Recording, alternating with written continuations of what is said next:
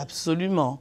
Alors, pour faciliter un petit peu les créateurs d'entreprises, l'État a voulu leur donner un petit coup de pouce et ils ont droit à une exonération, ça se passe dans les DOM seulement, hein, à une exonération totale de cotisation pendant 24 mois.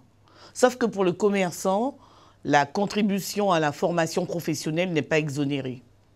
Sinon, toutes les autres cotisations d'assurance maladie, 24 mois. Et ce qui veut dire qu'un créateur d'entreprise qui démarre en janvier d'une année ne commence à payer de cotisations d'assurance maladie que 2 ans après.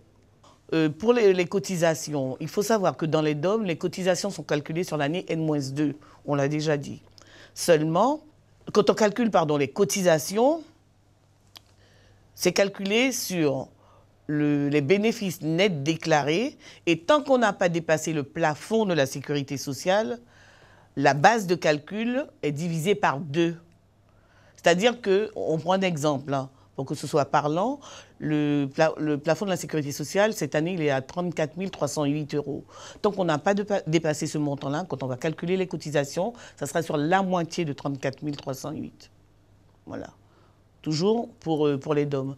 Mais on a parlé aussi des exonérations. Il faut savoir que si on est installé en zone franche urbaine, on a droit à une exonération de cotisation de 5 ans, sous certaines conditions, bien sûr.